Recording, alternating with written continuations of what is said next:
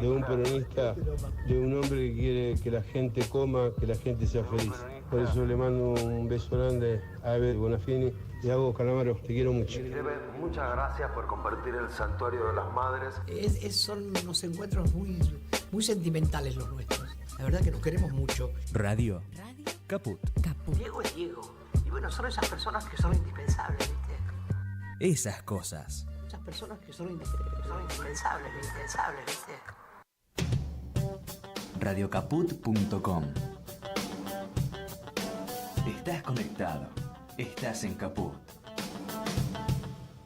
Al parecer seremos esclavos del placer. ¿Cómo se atreven a decirte qué tenés que hacer? Los barrios asesinados pa' no cabe un alfiler. Hace tiempo nuestros sueños tienen precio de alquiler.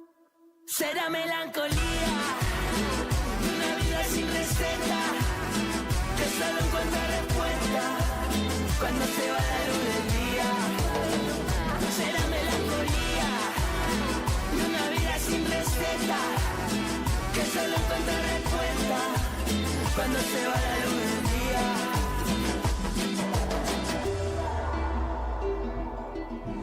Cuando sientas que el olvido ya colmó tus venas y la vida marcha y gris amargo desabrida, recordás a mano amiga que sirve de abrigo, alejándote del frío al que invita a la pena.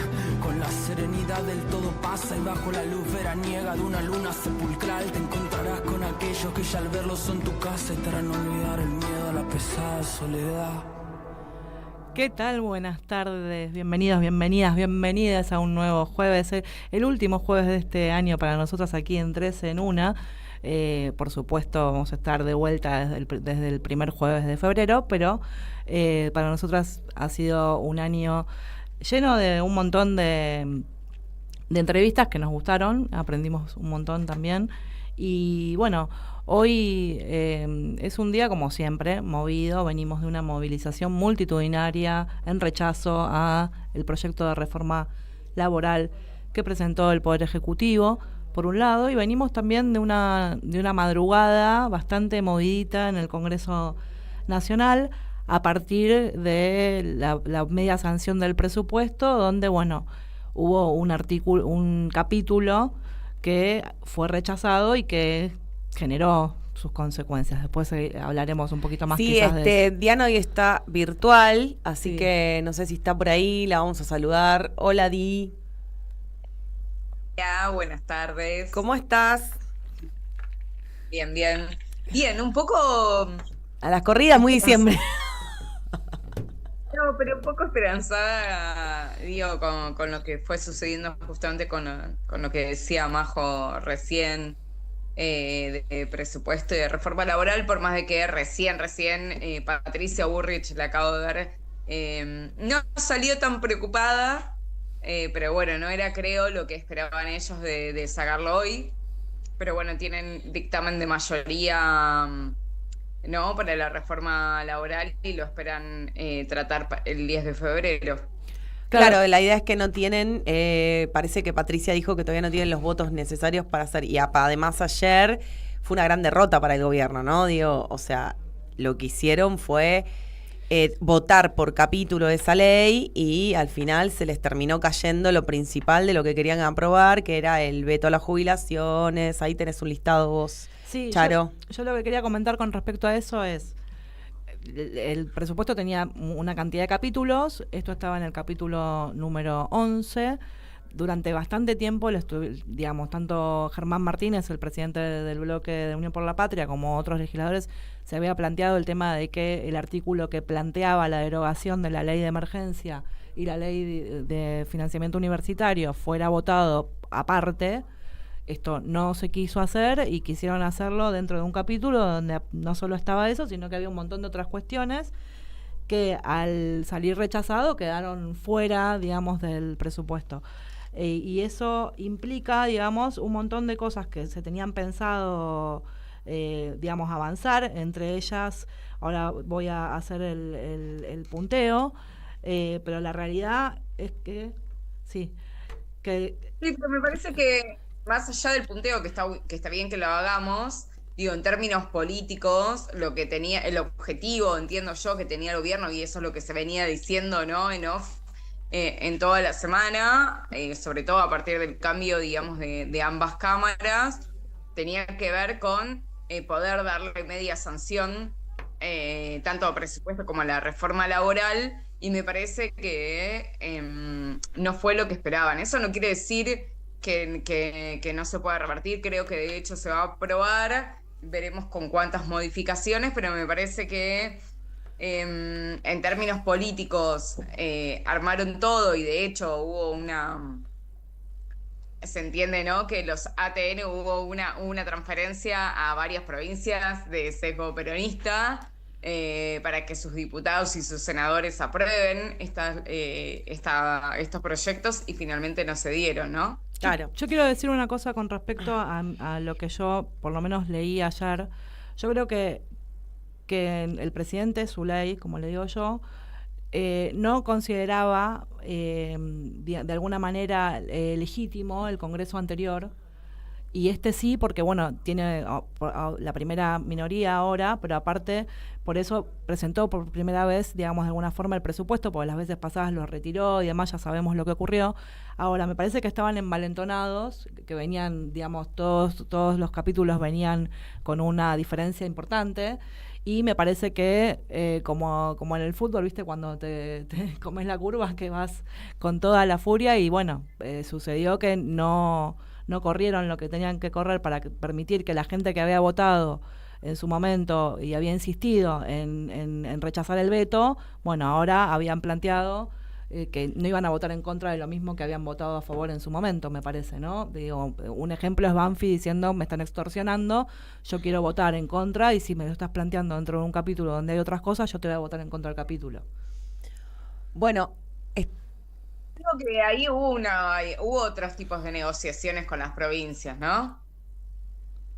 Sí, hubo otras negociaciones. Pero ahora vamos a seguir hablando de estos temas y de muchos más, porque estamos con una comunicación que tenemos pendiente desde hace... esta persona es con la que queremos hablar hace varios meses, y por una cosa o por otra no terminamos enganchando, y bueno, hoy se nos dio y nos vamos a dar este placer porque es nuestro último programa del año, así que le vamos a dar la bienvenida a Nicolás Tereshchuk, que bueno, además de trabajar con él en algún momento de la vida, escribió este libro que se llama Progres del Mundo, que hacen las fuerzas políticas que se enfrentan a las derechas radicales, que es de Ediciones Futurock. Así que, Nicolás, te estamos escuchando. Buenas tardes. Acá te saludamos Charo Álvarez, Diana Holguín y quien habla, Camila García. Hola Cami, hola compañeras, qué gusto el llamado, qué bueno que hayamos podido hablar. Bueno, Nico, ¿qué es esta nueva apuesta a este libro, no? Digo, porque muchos hablan de las nuevas derechas, muchos las describen, muchos hacen diagnóstico, pero nadie de nosotros sabemos qué hacer o cómo recuperar la política en favor de la gente, qué es lo que está pensando el pueblo, qué es lo que quiere la gente o qué es lo que pretende de nosotros para que volvamos a hacer gobierno. Que en este ensayo que escribiste más o menos va por esa línea, ¿no?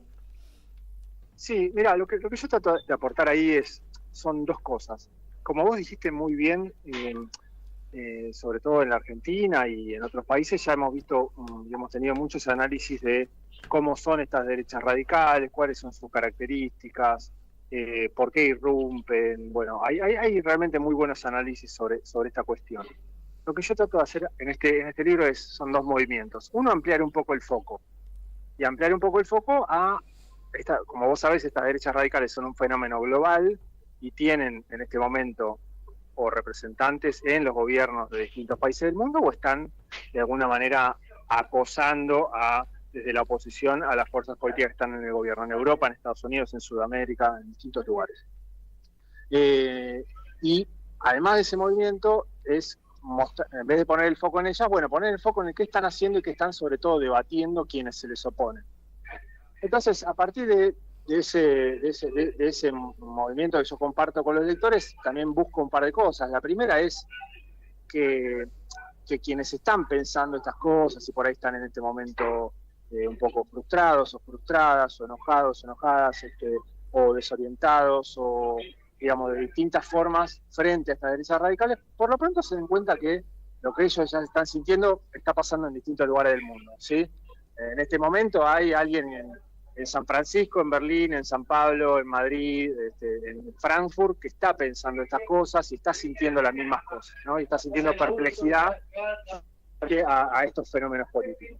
Eso ya es un cambio bastante grande. Y después poner el foco en esos debates y darse cuenta también que no son tan distintos de los debates que tenemos nosotros aquí, con otros nombres propios y con otros, con otras diferencias por ahí puntuales, pero donde uno puede ver varios rasgos comunes que también podemos charlar. Nico, ahí Diana Holguín te va a hacer una pregunta. Dale. Hola Nicolás, ¿cómo estás? Buenas tardes. ¿Cómo estás? Te quiero preguntar, ¿quiénes serían estos progres del mundo? ¿A quiénes vos definís como los progres del mundo? Sí. No, ahí es, por supuesto que el título es un poco una provocación, es una etiqueta. Y también cuando vos tratás de abarcar muchos casos, bueno, te perdés la cosa más fina de cada caso y de cómo cada uno se representa, cada una de estas fuerzas políticas se representa a sí mismo. Pero sí podemos hacer una definición muy mínima, que son fuerzas que quieren tres cosas al mismo tiempo y con distintos grados, pero son fuerzas que plantean que quieren capitalismo, digamos, capitalismo, que quieren democracia también y valoran la democracia y que también pretenden algún grado de justicia social, si querés. Algún grado en el que les creen que el mercado no resuelve todo, tiene que cumplir algunas funciones de equiparación. Entonces, con esa, digamos, definición muy minimalista, uno puede meter ahí fuerzas políticas que, por supuesto, que no son iguales y tienen mucha diferencia, pero ahí uno puede poner en lo que está viviendo en este momento el Partido Demócrata en Estados Unidos o el Partido de los Trabajadores en Brasil, aunque esté en el gobierno, pero está acosado en ciertas agendas por la derecha radical, como una de ellas es la agenda de la seguridad, o lo que estamos viviendo aquí en la Argentina, o lo que acaba de pasar en Chile en las elecciones del vecino país, o lo que está viviendo también el acoso que hay sobre el Partido Socialista Obrero Español por parte de la oposición que tiene, o la ascendiente AfD digamos, lo que está pasando con la AfD en Alemania. Por supuesto que en Alemania gobierna un partido que es más bien de centro-derecha, y uno no podría llamarlos progres del mundo, pero dentro de esa coalición también están los socialdemócratas alemanes, o lo que está pasando en el gobierno laborista de Gran Bretaña, donde lo que está ascendiendo ahí es un partido, digamos, populista, derecha radical, euroescéptico. Vos me dirás, che, pero no tienen tanto que ver, pero sí lo que está pasando es que frente al ascenso de estas derechas radicales y sus agendas, que se vuelven bastante homogéneas, son dirigentes que comparten muchas veces las mismas palabras, los mismos tonos, comparten tecnologías, comparten financiamiento, comparten la forma en la que intervienen con discursos de odio en la sociedad, bueno, y se parecen bastante y se reconocen como pares, digamos. Eso también hace que estos partidos que vos me dirás a che, la verdad que el peronismo con el laborismo británico no tiene tanto que ver. Yo te tengo que decir que no, o que el Partido Demócrata de Estados Unidos no tiene tanto que ver con el Partido de los Trabajadores de Brasil. Yo te tengo que decir que no. Pero frente a este contexto global que estamos viviendo, sus agendas y lo que discuten, sus desorientaciones, sus, internas también, se parecen bastante. Así que eso es también lo que yo trato de contar y mostrar. Charo Álvarez te va a hacer una pregunta. Sí, perdón, Diana. No, pero a partir de estas definiciones que das vos, también las respuestas que están buscando son similares. Me decías, no te escuché la primera parte. Frente a estas, ¿son similares qué? La primera parte no escuché bien. Frente a esta, justamente lo que decías vos, frente a estas derechas similares, ¿no? A estas agendas similares que tienen las ultraderechas, y con estas diferencias que encontrás en estos progres, igualmente todas estas diferencias están tratando de buscar respuestas frente a respuestas similares. Bueno, mira, a ver, por ahí la respuesta, yo te voy a contar un poco y vos me vas a decir, mira, cuando estas fuerzas políticas hacen sus diagnósticos, se dividen en esos diagnósticos y se dividen también en lo que hay que hacer. Se dividen en revisar aquellas cosas que no hicieron bien y que tienen hacia adelante. Por ejemplo, hay toda una serie de agendas donde dicen, todas estas fuerzas dicen, nos fuimos demasiado de la izquierda, nos pasamos demasiado hacia la izquierda, abrazamos demasiado agendas de minorías, donde están las agendas de las mujeres, de los grupos LGBTI+, de los grupos ambientalistas, y nos olvidamos de las preocupaciones de los trabajadores de a pie.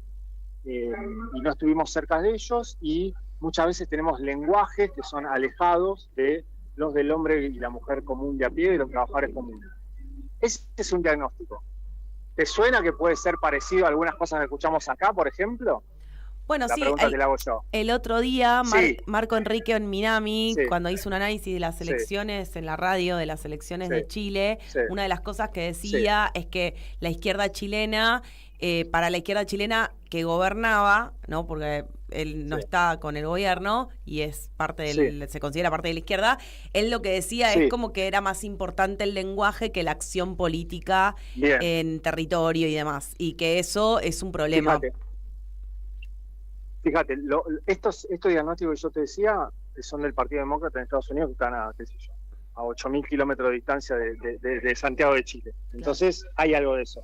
Pero hay otros diagnósticos que también hemos escuchado y son la pregunta que yo te hago es a ver si los escuchaste, que es, no, en realidad lo que pasa es que nos fuimos demasiado a la derecha, nos volvimos conservadores, no estamos interpretando que el mundo está pasando por una situación de desigualdades muy fuertes, de demandas muy fuertes, nuestros partidos siguen vinculados al statu quo, siguen vinculados a los grandes empresarios, son muy tibios en muchos aspectos, no logran avanzar con las agendas de cobrar los impuestos que hay que cobrar a los ricos, a los hipermillonarios, y de esa manera no están transformando, digamos, la vida real de la gente, con lo cual se volvieron demasiado conservadores y tendríamos que ir más un poco a la izquierda. Eso también se escucha como uno de los diagnósticos en todos estos lugares. Otros dicen cosas como, tenemos que imitarlos un poco, tenemos que imitar el estilo, tenemos que volvernos un poco más gritones, tenemos que volvernos más estridentes, tenemos que volvernos más atractivos en las redes o parecernos. Eso también se escucha. Y te darás cuenta que algo de eso también escuchamos en la Argentina. Y entonces, eso te iba a preguntar, por Argentina, ¿qué opinás? No. ¿Qué ves en la Argentina? Justamente el aporte que trato de hacer con el libro es, mirá, lo que está pasando en la Argentina tiene sus particularidades, pero forma parte de algo más grande, forma parte, si querés, de un problema más grande. Digamos, están pasando algunos fenómenos globales que lo hacen un poco más grande. O sea que una primera cosa es tratar de entender dónde estamos parados en ese mapa, ¿sí? No es solo una cuestión local la que estamos viendo acá, probablemente es una manifestación local de un fenómeno global. Entonces eso, no sé si nos había pasado en otra oportunidad, no sé si eso requiere también atenderlo de manera puntual, pero yo me preguntaría también si estas derechas radicales están actuando en red y están actuando de manera coordinada. Bueno, ¿cuál es la red y cuál es la coordinación que hay de estos progres del mundo, si querés, de estas fuerzas que están del otro lado? Si debería verlas, si no, de qué manera se puede hacer. Eventualmente también yo traigo otra posición, digamos, de diagnóstico que es minoritaria todavía, pero que está dando vueltas, que yo la cito, y que tiene que ver con un diagnóstico que dice, bueno, no es que estamos muy a la izquierda o muy a la derecha, sino que estamos un poco alejados. Nuestras organizaciones políticas están vaciadas de contenido, están vaciadas de vida, están vaciadas de gente común. Las tratamos de rellenar eso con distintas tecnologías, con encuestas, con grupos focales, con consultores, etcétera, y lo que está pasando es realmente otra cosa. Entonces, ¿qué tal si en vez de pensar irnos más a la izquierda o irnos más a la derecha, si pensamos en cómo son los cambios organizacionales que tenemos que hacer para estar más cerca, para estar más vinculados a la vida cotidiana de la gente, para volver a llenar la política de gente, si querés? Y eso está dando vueltas también, hay muchos que lo están pensando en todo el mundo, y creo que es una tercera punta para pensar ese diagnóstico, esa cuestión, y creo que en Argentina también tiene su sentido volver a pensar. ¿Vos crees que la experiencia del alcalde de Nueva York fue un poco en ese sentido? Por ejemplo, como mira, para referencia. Lo primero que te diría de esto es, fíjate que es tal la necesidad y la desorientación y la frustración que hay en las fuerzas políticas progresistas, o llámale como quieras, o los progres del mundo, que cuando alguien produce alguna victoria parcial, todos tendemos a decir, decime cómo lo hizo, decime cuál es la fórmula de la Coca-Cola, decime tráeme esa fórmula, yo la quiero para mí. Con lo cual, ya eso de por sí, o sea, tu misma pregunta de por sí, en ningún otro momento de la historia vos me hubieras preguntado, che, Nico, para el peronismo en la Argentina, ¿tenemos que ver lo que hizo el alcalde de Nueva York? O sea, que eso ya te está dando una pauta del lugar en donde estamos parados, pero te aseguro que le ocurre seguramente hay en este momento alguien de la socialdemocracia alemana que lo está pensando en, no sé, en Múnich, ¿entendés? Entonces, eso, y te aseguro que lo hacen, y te aseguro que les está pasando. Entonces, eso ya de por sí, o sea, tu pregunta ya de por sí es un signo al que le tenemos que prestar mucha atención. Como respuesta, yo te diría, yo creo que hay rasgos, hay cuestiones que están ahí presentes, como no solo una claridad conceptual y una claridad de propuesta que está vinculada con el sentir de muchos de sus conciudadanos, en este caso los que viven en esa ciudad. Pero por ahí si nos vamos al estado de al lado en Estados Unidos ya sienten otra cosa, con lo cual es difícil copiar recetas, pero sí, bueno, un lenguaje claro, un mensaje que se entiende y que puede conectar con la gente, que no solo es a través de las redes sociales, sino que busca movilizar y repolitizar gente y vecinos y vecinas comunes y silvestres que se empiezan también a movilizar entusiasmados por un movimiento político, por una propuesta, creo que es algo importante. Hola, ¿qué tal, Nico? Te habla Charo Álvarez. Quería saber, hace poco en una entrevista comentaste y mencionaste el tema de la agenda, en este caso de género y diversidades, pero comentaste que para vos era un error quitarlo de lo que tiene que ver con las propuestas o lo que sería la agenda progresista, y quería saber por qué. No, mira, a ver, esa es una opinión que yo puedo dar y que también me parece que en estos diagnósticos generales, la verdad que uno escucha, digamos, cuando hay una crisis, digamos, para nuestros valores políticos, y esa crisis está en todo el mundo, yo creo que todos tienen una parte de razón. En una crisis todos tienen una parte de razón y ninguno dice una tontería total, ¿sí? Entonces creo que una de las cosas que aprendí haciendo el libro es, incluso repasando, digamos, la posibilidad de tener un poco de distancia con respecto a quien lo dice en otro país, repasando los argumentos, hay buenos argumentos en todos los diagnósticos y bibliotecas. Aún así, yo tengo mi opinión y creo que me parece que no es una buena estrategia dejar de lado, digamos, uno de los movimientos más vitales y politizadores que hubo en los últimos tiempos, como fue el movimiento de mujeres en la Argentina y en distintas partes del mundo. Y sobre todo porque cuando vos haces cualquier estudio de opinión y de todo tipo, son las mujeres las que tienen mayor distancia con esta fuerza derecha radical, mayores diferencias valorativas, digamos, ni siquiera entrando en lo político, sino en lo valorativo con respecto a cómo estos discursos y estas acciones y estas políticas públicas de estas derechas se manejan. Entonces creo que podría ser, al contrario, podría ser una parte o una base sobre la cual digamos, tomarla a favor, no pensar que algo que es bastante potente va a ser una contra, ¿sí? Por supuesto que creo que tiene que ser amalgamado con otras cosas y que de por sí no es en sí aquello que te va a dar una victoria política, pero que sí tiene que ser parte. Nicolás, te hago una última pregunta, no lo puedo evitar, y con esto ya cerramos, que tenemos a otro invitado, pero vos fuiste director de Relaciones Parlamentarias y ayer hubo una sesión un tanto larga en la cual se votó el presupuesto. Entiendo que la debes haber seguido porque es uno de tus deportes favoritos, así que quería preguntarte qué opinás sobre lo que sucedió con respecto a la perspectiva que tenía el gobierno en torno a la cantidad de votos y lo que terminó sucediendo después. Sí. No, yo creo que ustedes lo explicaron bien, me parece, antes de yo entrar, logré escuchar un cachito de lo que estaban comentando. Me parece que también es una enseñanza en cuanto a que siempre hay que buscar hacer política, digamos, ¿no? Siempre hay que buscar hacer política y que la sociedad también se vaya pronunciando. En los días previos volvieron a pronunciarse también las madres y familias que tienen hijos con discapacidad, las universidades, el Consejo Interuniversitario Nacional, las distintas universidades, los trabajadores y trabajadoras del Garrahan, o sea, volvió a haber un ruido, digamos, en los últimos días sobre la idea de eliminar estas normas que son muy centrales, digamos, han sido muy centrales para casi te diría de consenso entre distintos actores sociales, y que hasta el final hay que hacer política, digamos, ¿no? Y yo creo que en los bloques, el bloque del peronismo se abrió a hablar con otros, y se habló a dialogar, y se abrió también a dialogar con la sociedad, y estoy seguro que a los gobernadores de muchas provincias también los empezaron a llamar organizaciones de familias que tienen hijos con discapacidad, y estoy seguro que también los llamaron las comunidades universitarias de sus propias provincias y que no estaban de acuerdo con esto. Sí, Entonces, se accionó la comunidad, las negociaciones, ¿no?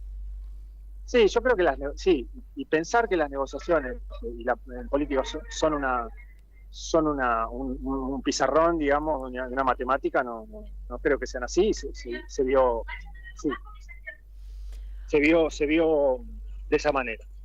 Bueno, Nicolás, te agradecemos muchísimo por la comunicación. Hoy es nuestro último programa, así que nos queríamos dar este gusto. Viene el verano, ¿dónde conseguimos el libro?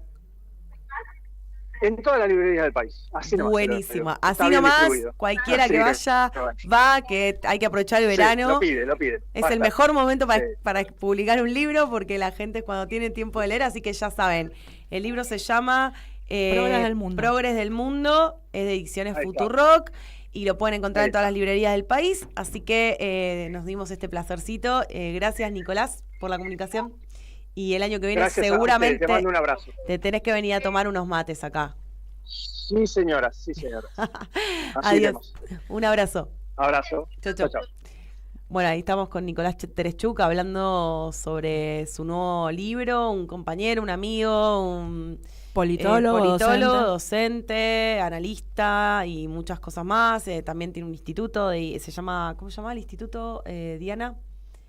Ay, no te escucho. Dirige el Instituto Argentina Grande. Argentina Grande, ahí está. De políticas públicas y análisis de políticas públicas y demás. Sí, ahí quedó mucho por hablar sobre el presente. Pero bueno, seguramente lo vamos a convocar para charlar un poco más profundamente. Lo vamos a decir que venga al piso. Sí. Lo vamos a invitar al piso para que venga. De hecho, quiero confesar que le mandamos un mensaje con otras compañeras preguntando sobre sobre qué sacó, digamos, el Instituto Argentina Grande en torno a la pobreza infantil y a la pobreza, que dijeron que había bajado el número, y dijimos, explícanos desde cualquier lugar qué es lo que está pasando, porque nadie está viendo que se haya bajado la pobreza. Pero bueno, no... Tremendo. Es un gran compañero. Pero la verdad que es un gran libro para leer ahora que viene el verano. Este título provocador, ¿no? En vez de proletariados del mundo, progres del mundo. Y de buscar esos puntos de conexión para ver ¿qué? No te escucho. A mí me parecía interesante la pregunta, porque definir quiénes son los progres con esa diversidad que contó, ¿no? Con esa gran diversidad que contó. Cada lugar tiene su propia lógica y bueno, y en el caso de Argentina no es lo mismo que en Chile o no es lo mismo que en Gran Bretaña, pero bueno, hay cierto hilo conductor de ciertas experiencias que se están dando en otros lugares del planeta que tienen que ver justamente con estos proyectos más de derecha, más de otra calaña. Pero bueno, creo que es algo para debatir. Esto es algo para debatir y seguir debatiendo. Vamos a seguir. ¿Sí? ¿Vamos a una tanda? Sí, vamos a una pequeña tanda y ya. Vamos a un conector porque tenemos un entrevistado nuevo. Sí. Si quieres ver un paraíso, solo mira a tu alrededor y velo. Radio Caput. Desde el lugar de las utopías. Dos miradas que se cruzan para hablar de nuestra realidad. Desde la radio y con la enorme posibilidad de comunicarnos con todos ustedes, queremos charlar con la gente, con los protagonistas, con los actores. Diseño Universal. Fabián y Fernando Galarraga. A pesar de los intentos de invisibilizarla para señalar que estamos viviendo una situación verdaderamente trágica. Una propuesta colectiva para dejar nuestras individualidades prejuiciosas atrás. Se aprobó con unanimidad una ley que empieza a mejorar un poquito la situación de las familias y de las personas con discapacidad. Diseño Universal. Viernes a las 14 por Radio Caput. Volvemos después de la pequeña tanda para introducir y darle la bienvenida a José Vela. Él es actor, es guionista, es docente y docente teatral. Y bueno, tiene en este momento una obra en cartel que ya ha sido premiada 2 veces. Vamos a hablar más profundamente de esos premios y demás y qué depara con esta obra, cuáles son los próximos pasos. Antes que nada te quiero dar la bienvenida, Joselo, gracias por estar del otro lado. Aquí estoy junto con Diana Holguín y Camila García, y quien te habla, Charo Álvarez, gracias por estar ahí. ¿Estamos? Está muteado, a ver si... Cuando hables y te desmutees, ahí vas a aparecer en pantalla. Mientras tanto, les comento que aparte de Hola, ¿qué tal? ¿Cómo estás, Joselo? Bien. Bienvenido. ¿Cómo estás? Qué bueno. Ahora los escucho perfecto. Bárbaro. Bueno, ahí está Joselo Vela. Como les decía, vamos a hablar de la obra que este lunes va a tener su estreno para la prensa y demás en Mar del Plata, porque va a ser temporada en Mar del Plata. Pero antes que eso, Joselo, quería preguntarte y comentarle a quienes nos están escuchando que Joselo viene llevando adelante un proyecto muy interesante en el municipio de Lanús, que es el taller Crear Valor, que a partir de ese proyecto se retrata a un grupo heterogéneo que encuentra un espacio en un taller que es un lugar de expresión, de escucha y de construcción colectiva. Y a partir de lo que hacen en ese taller, quiero decir que no solo es un taller de que uno puede decir improvisación teatral, que te da herramientas de teatro y demás, sino que tiene muchas herramientas y aristas, y hasta tiene una parte audiovisual, porque todo lo que va sucediendo durante el año en ese taller se pudo plasmar en un documental que se llama El Abrazo del Pueblo, que fue emitido en el Auditorio Leonardo Fabio el 20 de noviembre, que tuve la suerte de poder ir a verlo, que está en YouTube también para que lo puedan ver. Es impresionante ver la transformación de cada una de las personas que pasan por el taller. Y bueno, quería que nos cuentes un poco, en principio, del proyecto y bueno, dónde pueden ver después la gente del documental y demás. Muy bien, la verdad que es una excelente... Y gracias que lo viste, ¿no? Pero cuando uno lo vio es totalmente mucho más empático para poder conversar y dialogar, ¿no? Es maravilloso. Mirá, Charo, para nosotros, vos sabés que yo pensaba hoy ante todo lo que está pasando en este momento con el recorte, yo pensaba y reflexionaba también como metafóricamente desde la cultura, ¿no? Yo pertenezco a Sagay también, en donde trabajamos ahí con el mismo proyecto, Crear Valor, y pensaba qué maravilloso si se pudiera manifestar en silencio y ante una defensa de lo que es la cultura, de para qué sirve la cultura, de para qué, hacia dónde tiene que ir, hacer silencio todos en el Congreso, diputados de todas opiniones, de todos los partidos políticos, y nos pudiéramos asentar a mirar un documental donde se llama El Abrazo del Pueblo, donde se ven diferentes inconvenientes que tienen las personas, diferentes posibilidades, y que atraviesan a través de crear valor esa transformación individual, que a su vez es individual y colectiva. De eso es el Abrazo del Pueblo. Hay gente de todo tipo, viste, como vos viste, que hay almaceneros, hay remiseros, hay exfutbolistas, hay psiquiatras, hay acompañantes terapéuticos, hay chapistas, hay personas de todo, hay amas docentes que ya no dan mala docencia, hay problemas con chicos con problemas de Asperger, con tendencias a una cuestión que tiene que ver mucho con la juventud y que está marcada en todos los lugares donde estoy trabajando, tanto en Lanús, en Brown, como en Sagay, que tiene que ver con el trastorno de la ansiedad, de 20 a 30 años. Todo eso está puesto ahí en un abrazo del pueblo. Y esto es gracias a la cultura. Si la cultura no financiara este tipo de proyectos, si no fuera por la cultura de Lanús, en este caso por Daniel Riera, por toda la gente que está ahí manejando la colectividad cultural, no se podría hacer, no podría realizarse. Por eso creo que es el momento justo para poder hablar de este documental y para que lo vean todos. Lo invito a que en YouTube pongas El Abrazo del Pueblo, Casa de la Cultura de Lanús y Leonardo Fabio, y ahí te va a salir... a mí me cuesta mucho mostrarme a través del hablar. Me parece que uno coincide con el hacer. Entonces, en el hacer por el otro está el accionar de crear valor. Muchos dicen, ¿qué es crear valor? ¿Viste? Vos que lo viste vas a entender, pero el que no lo vio dice, ¿qué? ¿Para qué sirve? ¿Para qué sirve en esta sociedad? ¿No? Yo vi un espacio súper amoroso, empático y de transformación. Vi personas que contaron en la presentación, que están en el documental, que contaron que habían llegado tristes, cabizbajos, sin ganas, sin tener un propósito, ganas de hacer cosas, y que la posibilidad de poder encontrarse con otros y poder contar su historia y transformarla en poder hacer una improvisación y que surja algo teatral, se notaba cómo les cambiaba la cara, o sea, no había mucho que... Pero hay una historia en particular que me gustaría que, bueno, ustedes la comentaron en la presentación, pero que tiene que ver con este señor que fue excombatiente en Malvinas. Sí. ¿Querés comentar? Se llama Carlos. Mira, la historia es muy sencilla, síntesis total, como me enseñó mi profesor Pablo Solar.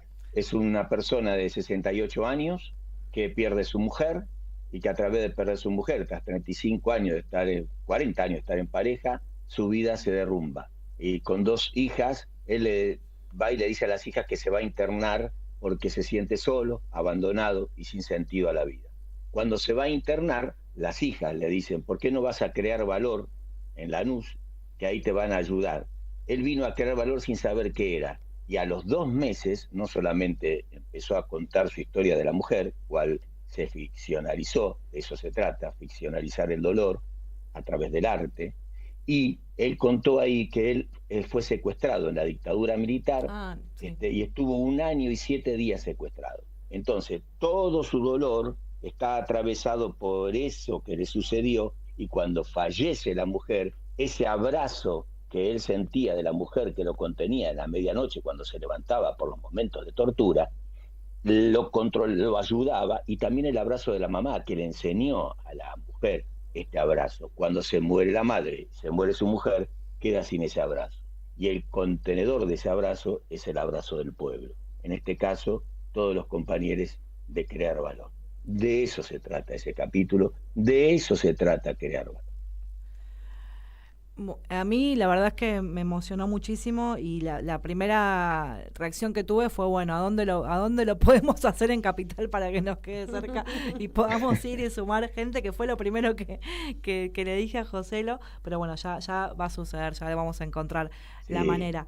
Pero hay otra cosa que tiene que ver con la obra, que tuvo un proceso de gestación, para decirlo de alguna manera, bastante interesante también, porque iba a ser otra cosa al principio, pero terminó siendo un unipersonal, que es Los Habitantes. Claro. Y quería que nos cuentes un poco de qué se trata esta obra, y aparte contarnos que yo sé que ha sido nominada y ha obtenido algunos premios.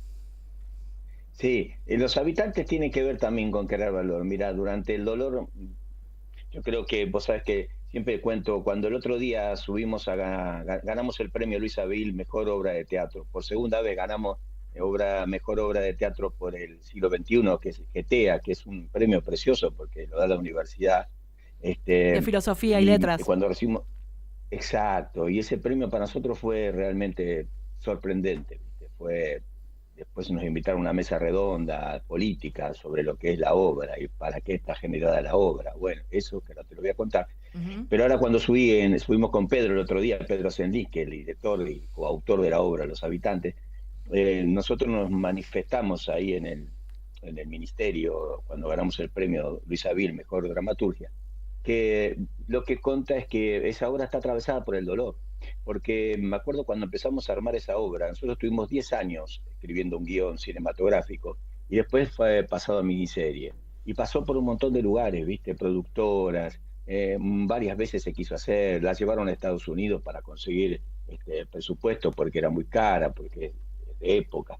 Entonces, todo eso que eran bataholas, que ya no dependían de nosotros, sino del medio, nunca se fue dando. Hubo actores que iban a ser los protagónicos, Julieta Díaz, había un montón de actores que ya estaban ahí, Miguel Ángel Solá, todo eso se derrumbó.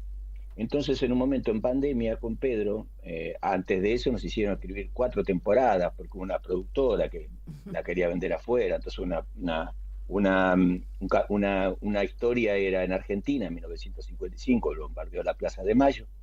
Una historia en España en 1936 con la guerra civil, que no es la guerra civil, sino que es la dictadura que toma el pueblo. Y también después una en México con las mujeres que trabajaban en la fábrica y las mataban. Y después la última en la pandemia en Italia, con lo que sucedía con la gente inmigrante africana, que en este caso era también tomada y llevada a los campos para trabajar.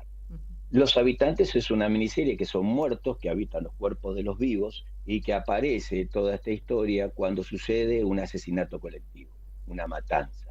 Entonces ahí algunos muertos tienen el poder de habitar, de entrar en el mundo, interactuar en el mundo de los vivos. Pero esos algunos muertos. Estos muertos en distintas temporadas van entrando en los vivos para lograr la justicia. Pero por sobre todas las historias lo que prevalece es que son los desaparecidos de siempre.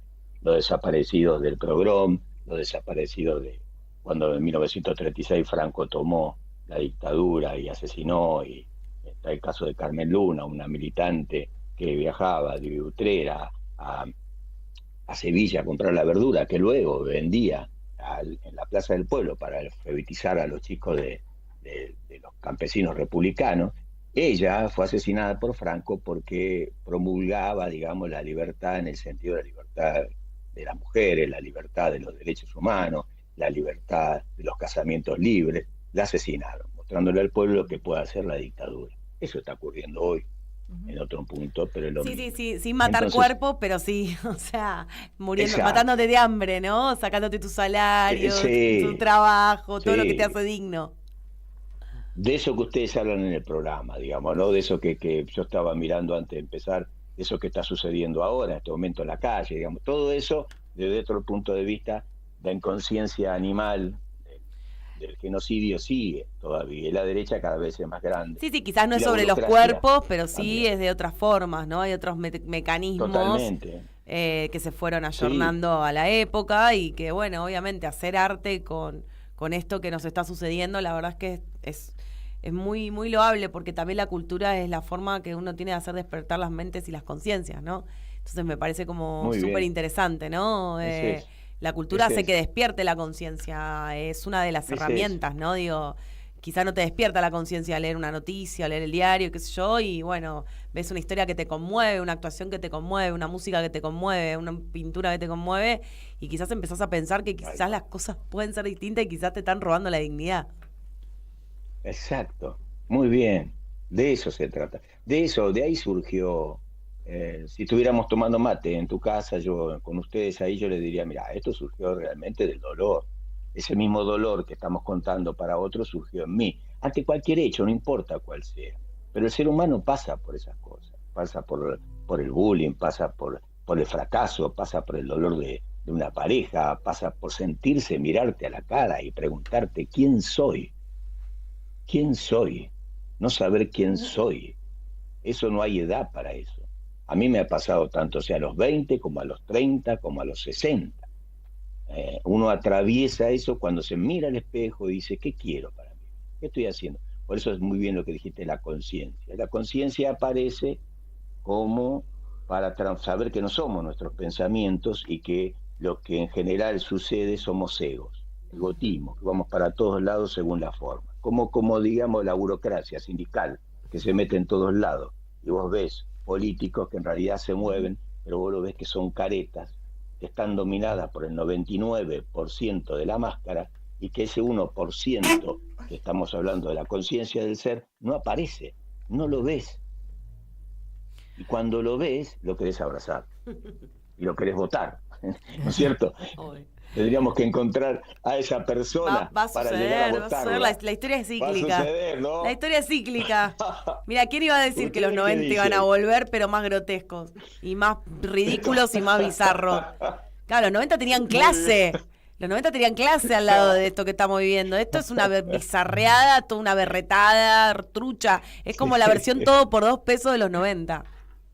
Total, por eso yo, viste, pensando en ustedes en el programa, vos imaginate hoy, yo miro a Julieta Díaz, miro a esta compañera Valentina Bassi, vos le mirás la cara a Valentina y me viste, digo, la nada más. Sí, La ves por la calle laxistas. filmándose, diciéndole, hablar, sabiendo todo lo que se tiene que votar, las leyes. Bueno, eso es conciencia para mí. Eso está, hay un montón, está lleno. Bueno, vos sos una de ellas, digamos, ¿no? Hay algo de eso que uno tiene que estar, por eso estar presente es importante y tener en este momento como nosotros que estamos teniendo la palabra, ¿para qué la usamos? Entonces, ¿viste? Yo por eso me voy atrás y te digo que a veces a mí me pasa que yo me escucho, ¿viste? Y aparece la inconsciencia en un montón de lugares, a veces me aparece, ¿viste? La manera de lograr la justicia ante un hecho que a lo mejor lo hacen contra mí, contra alguien, y salto como leche hervida y digo, no, eso no es por ahí, José, no es por ahí, ya no es por ahí. No es por ahí. Es todo lo contrario de lo que vos enseñás o lo que vos querés enseñar. José, Entonces ahí aparece la conciencia. Sí. Yo quería, Sí, mi amor. por un lado, que puedas comentar qué va a pasar el lunes y dónde te puede ir a ver la gente que ya está preparando sus vacaciones y que va a estar en Mar del Plata. Eso por un lado. Y por otra parte, que pedirte que nos cierres con ese fragmento con el que recibiste el premio de Luisa. Muy bien. Así también arengamos un poco para que vayan a verte. Digo a verte porque el director, sí. Bueno, digamos, es el director y es Joselo. Joselo hace un unipersonal, ¿no? Estamos hablando de un unipersonal. Claro. Así que por eso hablo en singular. Así que bueno, ¿dónde pueden ir a verte el lunes? Te cuento. Sí. Mirá, el lunes vamos a estar en el Séptimo Fuego, que es un teatro, también un teatro de resistencia que está en Mar del Plata. La calle es Bolívar, pero Séptimo Fuego, averigüen que está ahí. Vamos a estar el lunes en el estreno de prensa haciendo toda la temporada, porque son 2 temporadas, ¿viste? Una primera temporada es Shempton y Federico García Lorca, la segunda temporada es Carmen Luna y Antonio Machado. Si quieren ver una serie de Netflix en teatro, tienen que ir a ver esto. Nunca vieron teatro como una serie de Netflix. Es eso. Es eso, es una serie de Netflix contada por un actor, atravesada por un montón de circunstancias en donde la idea es que no se te caiga la pelota, donde vos ahí entres y que no te quieras ir nunca hasta que termina. En el medio vamos a comer zapallitos al ajo con limón, vamos a tomar un vino, la gente sale, vuelve y ve la segunda parte. Durará 2 horas y media todo. Y después vamos a seguir el 5, el 6, después va a pasar la fecha, el 11 y el 25 de enero a las 23 horas los domingos en el Séptimo Fuego haciendo una parte. Entonces vas a ver una parte, 1 hora y media, vas a la otra semana y ves la segunda parte.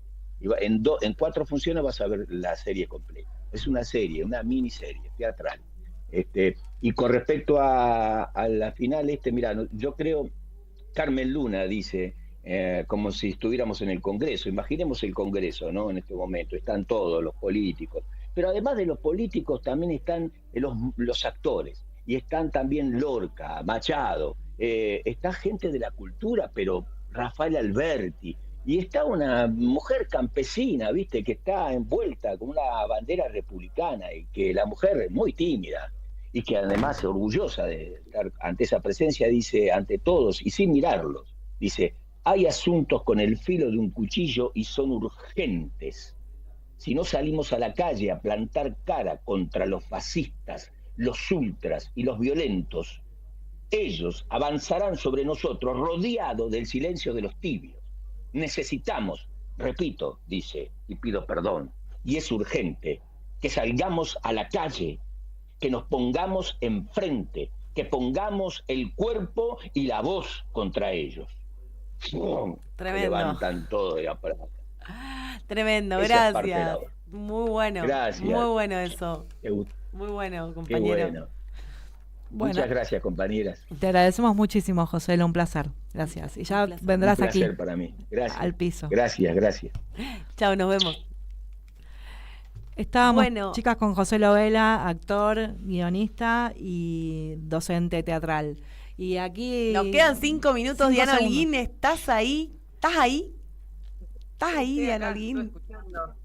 Estoy escuchándolo a José.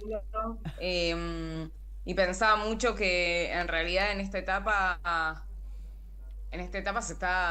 se pone el cuerpo, se pone el cuerpo, digo, desde un montón de lugares, pero digo, se pone el cuerpo estas familias que nombraba con discapacidad, los actores, un montón de sectores, un montón de compañeros y compañeras que creen que creen fundamentalmente en el otro, ¿no? Que creen construir con los otros y otras y otros. Entonces, bueno, ese es el signo siempre de resistencia, me parece, pero sí creo que los sectores de la ultraderecha o de la derecha o demás, sí van contra nuestros cuerpos, van contra, la reforma laboral va contra nuestros cuerpos, el presupuesto va contra nuestros cuerpos, es decir, no hay sujeto con conciencia posible si está laburando 15 horas, 16 horas, 18 horas por día. Es muy difícil, porque tiene que ganarse el pan del día a día. Entonces pienso mucho que van contra claro, yo cuando cuerpos. digo que no van contra el cuerpo lo quiero decir como Camino, desde otro lugar. Lo decía como van contra nuestros cuerpos en ese sentido, porque van contra porque van contra la conciencia colectiva, ¿no? Contra eso que nosotros luchamos todos los días. Y me parece que es el trabajo que tenemos todos y todas de poder continuar y poder seguir apoyando, ya sea desde la obra de Joselo a lo más mínimo, digamos, de la lucha de los trabajadores y trabajadoras, digamos, de hoy, y a toda resistencia contra nuestros cuerpos y contra esa conciencia colectiva. Entonces me parece que hacemos nuestro granito de arena acá con el programa y con ustedes, y bueno, me parece que esas eran mis palabras finales, digamos, para hoy, para nosotras, y que bueno, estoy muy contenta de haberlo atravesado este año con ustedes, con ahí, con Martín Loza y con Radio Caput. Gracias, Di. Charito, yo... ¿qué tenés para decir? Nos quedan 2 minutos. Desearles el mejor de los fines de año. Yo contarles que lo voy a pasar acá en Pacos con Simón el 31. Así que todo el que quiera venir, escucha, que tenga ganas de venir acá a Pacos. Tiene que contactarse para reservar, claro. Sí, ahí en Pacos. Eso por un lado. Que me parece que la resistencia son lugares como estos donde podemos tener la posibilidad de la palabra, y también el trabajo que venimos haciendo siempre, como esta cuestión de ir pensando algo que decía Joselo, ¿no? ¿Qué decimos cuando hablamos? ¿Y para qué lo decimos? Y me parece que eso lo vinimos construyendo en este año, entre idas y vueltas, pero estoy más que orgullosa y feliz por lo que vinimos produciendo, porque me parece que está en todas estas cosas, ¿no? Darle bola a la cultura desde la modificación de las conciencias, pero también a todas las voces que se fueron presentando en este año desde un lugar de resistencia. Y me parece que hicimos un laburazo y me encantó hacerlo con ustedes.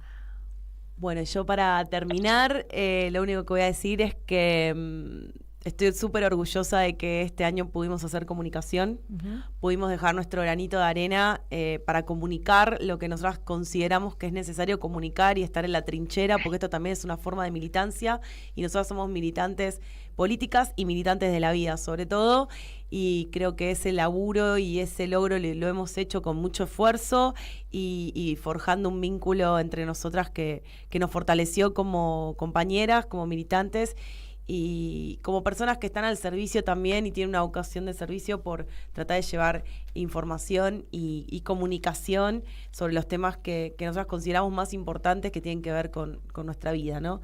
Así que el año que viene vamos a seguir estando en esta trinchera, ya tenemos el mismo horario, así que vamos a seguir por el mismo canal y a la misma hora.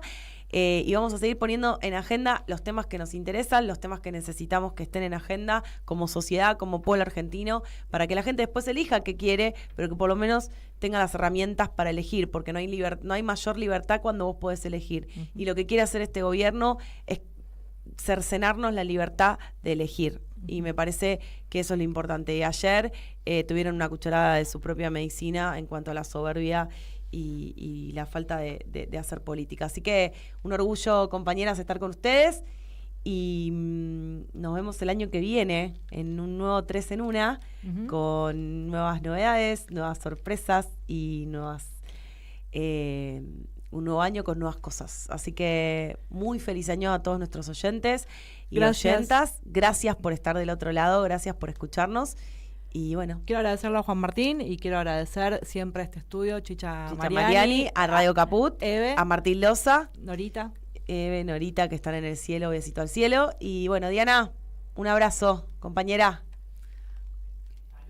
¿Salió? ¿Se fue? Bueno, nos vamos entonces y nos vemos el año que viene en 3 en 1 por Radio Caput, a la misma hora, mismo lugar, el primer jueves de febrero. Tenés una cita con nosotras. Chau. ¡Ah, sí! Si quieres ver un paraíso, solo mira a tu alrededor y velo. Radio Caput. Desde el lugar de las utopías. Dos miradas que se cruzan para hablar de nuestra realidad. Desde la radio y con la enorme posibilidad de comunicarnos con todos ustedes, queremos charlar con la gente, con los protagonistas, con los actores. Diseño Universal. Fabián y Fernando Galarraga. A pesar de los intentos de invisibilizarla para señalar que estamos viviendo una situación verdaderamente trágica. Una propuesta colectiva para dejar nuestras individualidades prejuiciosas atrás. Se aprobó con unanimidad una ley que empieza a mejorar un poquito la situación de las familias y de las personas con discapacidad. Diseño Universal. Viernes a las 14 por Radio Caput. La hora de Moreno. El programa de Guillermo Moreno. Economía, política y actualidad. A puro peronismo. Los viernes a las 19 en Caput. Radiocaput.com. Estás conectado. Estás en Caput. Soy Natalio Lueto. Los invito a entrar al universo del jazz, a ese escondite que guarda tus mejores momentos.